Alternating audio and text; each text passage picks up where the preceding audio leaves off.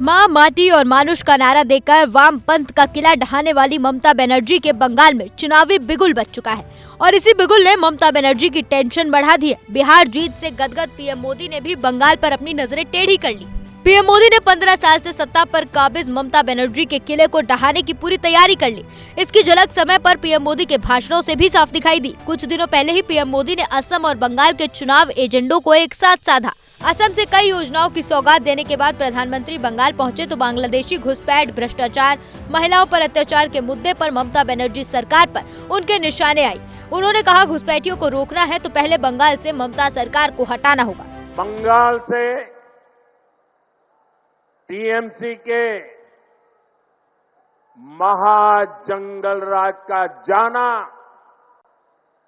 और बीजेपी के सुशासन का आना ये बहुत जरूरी है।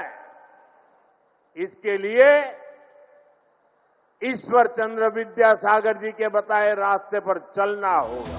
पीएम मोदी ने बंगाल जीतने के लिए 5 फॉर्मूले वाला खास प्लान भी तैयार कर लिया। बीजेपी अध्यक्ष नितिन नबीन की ताजपोशी भी उसी का हिस्सा है। पीएम मोदी को भरोसा है कि नितिन नबीन की अध्यक्षता में बीजेपी आने वाले चुनाव में बेहतर प्रदर्शन करेगी, जिससे सबसे अहम बंगाल भी है। पीएम मोदी के भरोसा जताते ही नितिन नबीन ने भी अपने तरकश के तीर एक एक करके निकालने शुरू कर दिए। नितिन नबीन ने साफ कर दिया कि आने वाले समय में बंगाल समेत जिन जिन जगहों पर चुनाव है वहाँ बीजेपी शानदार प्रदर्शन करेगी। अगले कुछ महीने में तमिलनाडु, असम, बंगाल, केरल और पुडुचेरी में चुनाव होने जा रहा है और वहाँ की डेमोग्राफी की पूरी चर्चा हो रही है।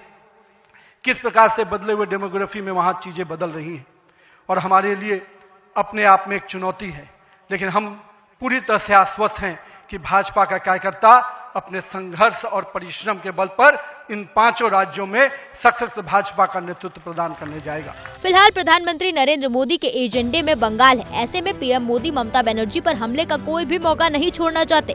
पीएम मोदी बंगाल की जनता को परिवर्तन का पाठ पढ़ा रहे हैं। साथ ही बीजेपी नेताओं और कार्यकर्ताओं को लगातार ये संदेश भी दे रहे हैं कि जिस तरह बीजेपी ने कई राज्यों में सत्ता हासिल करी, उसी तरह बंगाल उसकी अगली बड़ी चुनौती है। पीएम मोदी जानते हैं कि अगर बंगाल जीतना है तो सबसे पहले बंगाल के लोगों का भरोसा जीतना होगा। तभी तो बीजेपी बार बार बंगाल में नौकरी घोटाला, शिक्षक भर्ती घोटाला, भ्रष्टाचार और कानून व्यवस्था का हवाला देकर ममता सरकार की जड़ें कमजोर करने में जुटी है।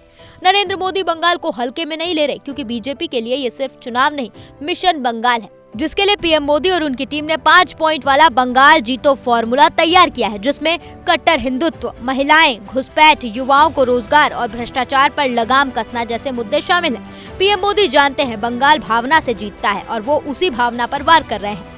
बंगाल चुनाव नजदीक है और इसमें सीएम ममता बनर्जी की टेंशन बढ़ा दी है। बंगाल के अंदरूनी हालात सीएम ममता बनर्जी को अंदर ही अंदर चिंता में डुबो रहे हैं। ममता बनर्जी की सबसे बड़ी ताकत उनकी पॉलिटिक्स है, लेकिन पार्टी में अंदरूनी कलह, भतीजे अभिषेक बनर्जी पर सवाल, एसआईआर का मुद्दा, केंद्र बनाम राज्य की टेंशन और अल्पसंख्यक तुष्टीकरण के आरोप ममता को कहीं न कहीं से परेशानी में डाल रहे हैं। ऐसे में सबसे बड़ा सवाल ये है कि क्या बंगाल बदलाव के लिए तैयार है।